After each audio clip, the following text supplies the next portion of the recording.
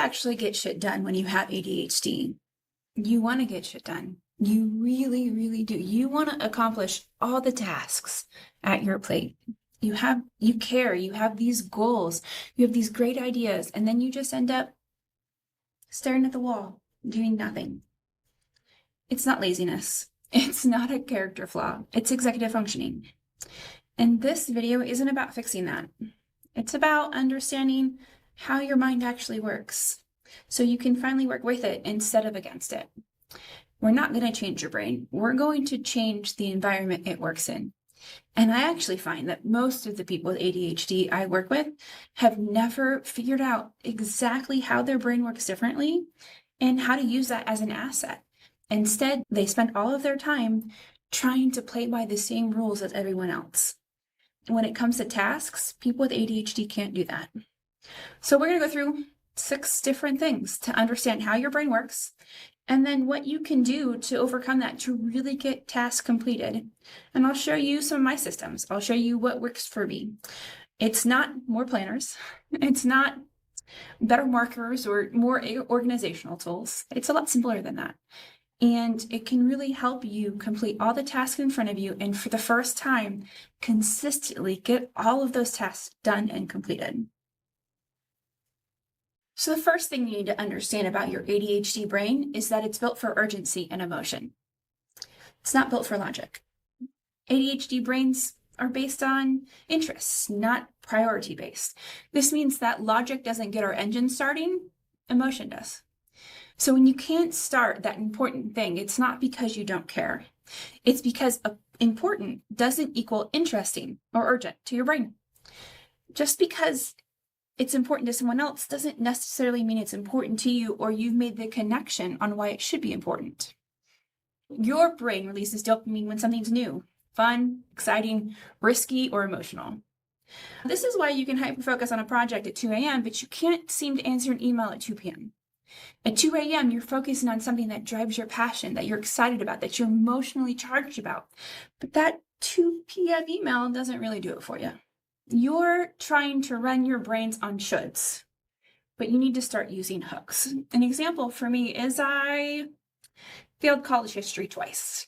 It actually put me on academic probation. I was getting really great grades until a couple key classes that I couldn't even manage a C in.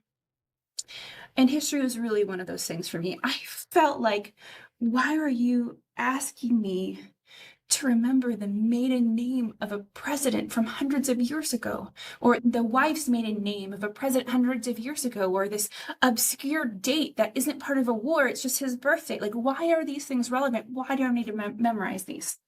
And I tried and I tried and I tried, but no matter what I did, I couldn't get these historical facts to equate as important in my brain. And what really changed it all for me is when I went to a different type of college. I started going to a research college about halfway through my career, and they applied it differently. They said, Rachel, pick a topic you're interested in. I loved the 1920s and the mafia and prohibition and that whole era. Love it. They're like, pick a topic you're interested in. I need you to do this deep research, dive into it, read some articles, do your research, peer-reviewed, write a 15-page paper on it. No problem. I wrote a 25-page paper because I loved it. This was a topic that interested me, and I got to apply the information in ways that I wanted it to. But that's what we need to do for our brain. I couldn't memorize facts just because I was told to memorize facts. I needed to tie it to something that was important to me. That's the same thing you need to do with your tasks. You need to be able to tie it to something that's important to you. You need to be able to create these hooks. And these hooks are created in very specific ways. First, you need a personal tie. You need to make a hook by a personal tie. How is this person to you? What does this add value to? What are the consequences? How do the consequences matter to you? Is there a way that you can remember the dates, remember the times, push this task forward because you can make it personal to you? If that doesn't work, try urgency. Urgency is an amazing asset for the ADHD mind. Create time, create pressure, create accountability. If your task isn't due for 3 weeks, but you need to get started on it now, break it into a smaller task and give yourself a deadline. Have an accountability partner that you check in and say, hey, how's this going? Did you complete stage 1, which you told me you were going to do by yesterday? Why isn't it done? And if that doesn't work, the last thing I have for you is to make it curious.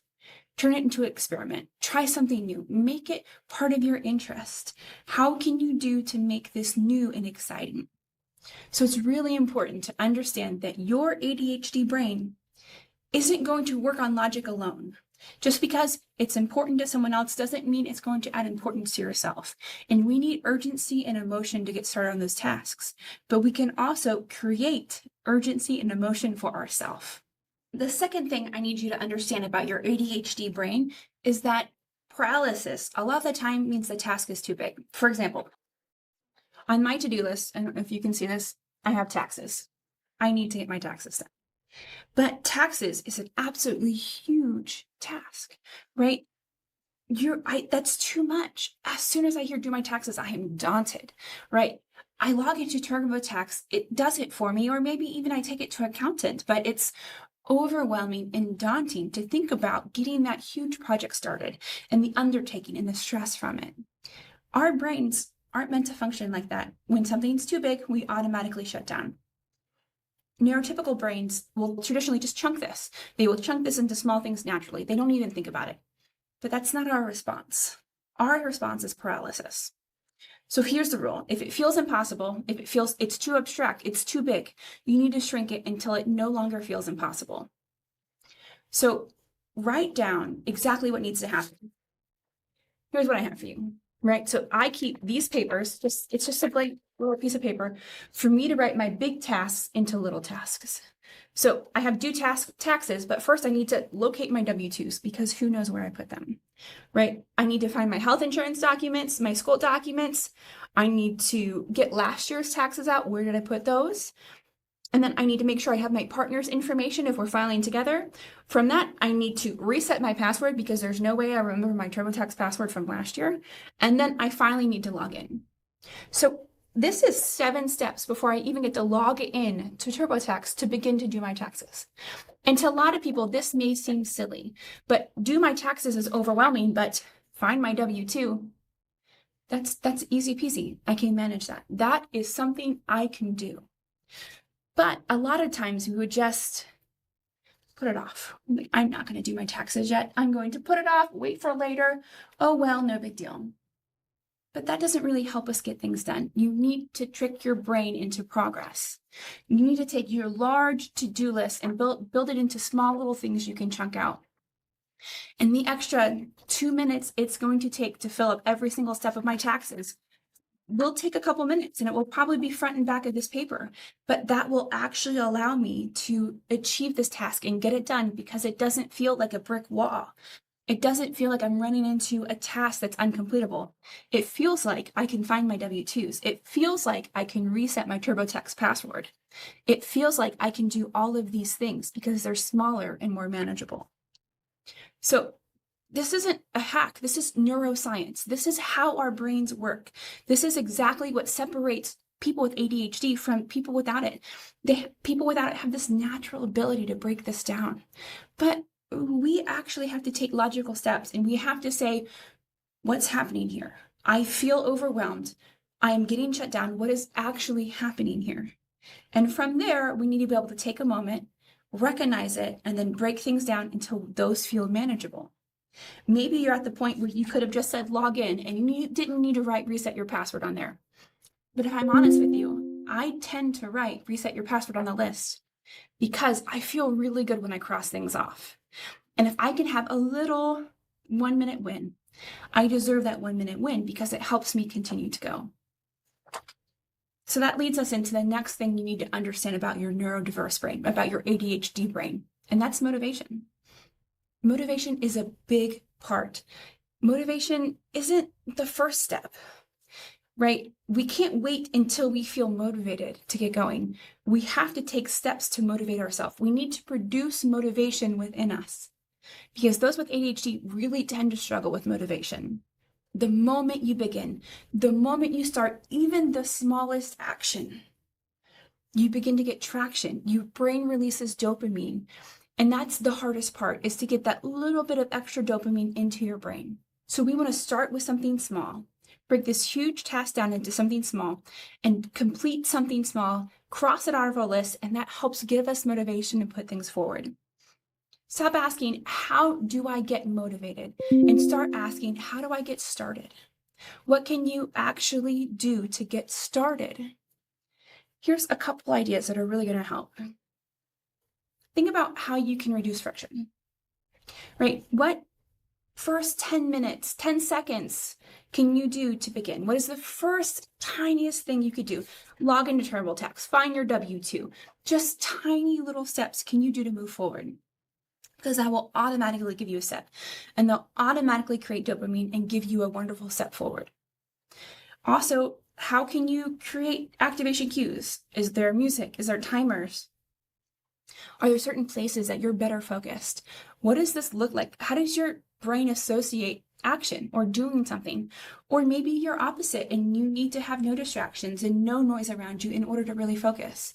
But you need to understand what your brain needs to work better, what environments it works best in, and create those for you, because that's another little touch of motivation to get started. And last but not least is start tiny. It can be itsy bitsy little 1 minute, 2 minute tasks, subtasks, a subtask of a subtask. But that tiny little task allows you to get started and push things forward and really see what we can do and create that motivation that our ADHD brains crave so much. The next thing I want to focus on is this lie about all or nothing. ADHD brains have such a fixation on the all or nothing mentality.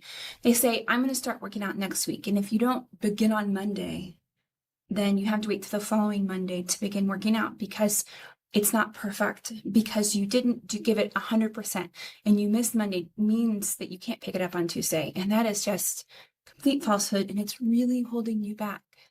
This all or nothing thinking is a prison. It keeps your house half cleaned, keeps your tasks, your projects half started, and your goals are always in progress. Doing something is infinitely better than doing nothing. And it tacks onto that motivation, it tacks onto the procrastination that we started before. We always say that 80% is better than 0. So if you can start just giving a little bit and drop that all or nothing mentality into accept your best, you'll be infinitely better at completing tasks than you were 5 minutes ago. The truth is, half done still moves you forward. Right? 10 minutes still counts. It still counts to getting things done. Progress doesn't have to be perfect to be powerful. Progress is still progress. Moving forward is moving forward. Just start the project. Just start getting things done. Do not have this all or nothing mentality. Do not think that it has to be absolutely everything in order for it to be worth anything or have value. If you give something 30% today, that's still 30%. That still also means that there's only 70% left to do on that task. So yes, in a perfect world, it'd be really great to work out on Monday and start on a clean, easy, nice week. But just because Monday passed you by doesn't mean Tuesday is not a perfect opportunity. And it doesn't mean you need to wait till the following Monday. And it doesn't mean that you need to wait till you have all of this energy available before you can start any kind of task, because you'll maybe never have 100% of your energy available to get that task done. But you can have 30% today and 30% tomorrow and 30% the next day. And hey, look, it's already at 90% done. That is infinitely better than doing nothing and sitting on your hands for 3 or 4 days.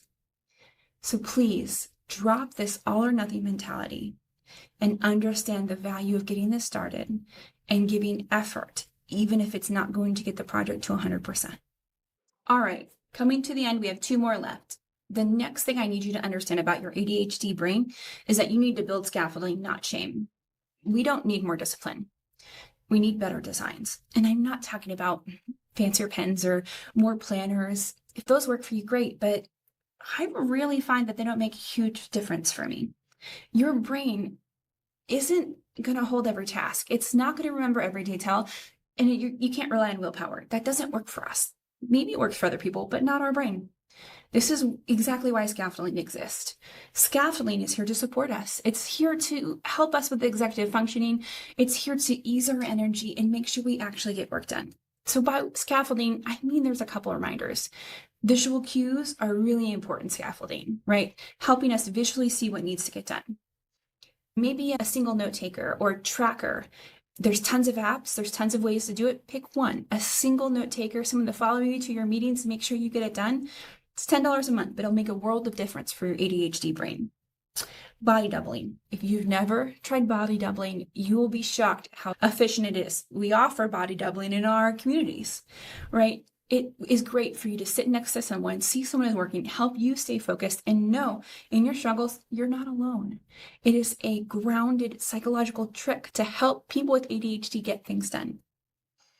And then create rhythms, create routines, stack habits. We had another video on that if you haven't seen it. Stack habits. Take something you do every single day and stack something next to it that you forget to do. So every time you do the thing you're great at, you'll remember to do the thing you struggle with. Now, I don't talk much about it, but this is my planner that I use. Planner. This is not the detailed list here, right? So these are two separate things.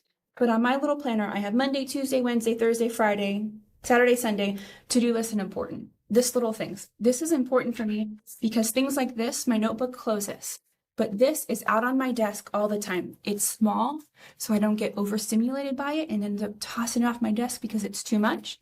But I visually see exactly what I have planned to do today.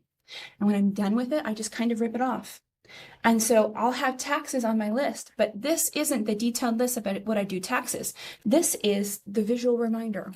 This is so I know I have a deadline on this I need to do, and I write my deadlines in, and I write exactly when things are due. This is my scaffolding. This is scaffolding that works for me. I can't hide it. It's always visually there. I see it every time I'm at my desk. I still have to create this because this is how I get things done. But this is how I remember what I need to do. So I'm not spending time deciding what needs to happen Monday morning. I already wrote down what my priorities are. As they came in, I wrote down what day I need to complete them at. And if I need to move something from Monday to Tuesday, I need to justify why that's being moved. So these are all examples of scaffolding that works for me. But you need to find the scaffolding that works for your brain. Maybe you don't like something open like this. Maybe you want it to close and be a little more hidden. For me, anything's out of sight, out of mind. I will forget to use every single planner because it's not set up like this. But find what scaffolding works for you. Find what visual reminders work for you. Try body doubling. Try it. Stack habits. Choose a rhythm. Find ways to really work with your brain and not against it. And the last thing I really want us to understand is that momentum is magic. I know we've talked about it a little before, but momentum is one of the best things that you can do for your ADHD brain. Once again, it is the best way you can actually get your task done is by momentum. Just start. Take a tiny 1-minute thing and get started, and you will be shocked at the kind of momentum that will be built from that. The hardest thing with ADHD brains is the first step. Take the first step. Do not let your brain hold you back. Do not let your brain tell you that you can't get this task done and that it needs to be done 100%. Take the first step. You can do it. And even with your ADHD brain, you can still manage to get shit done.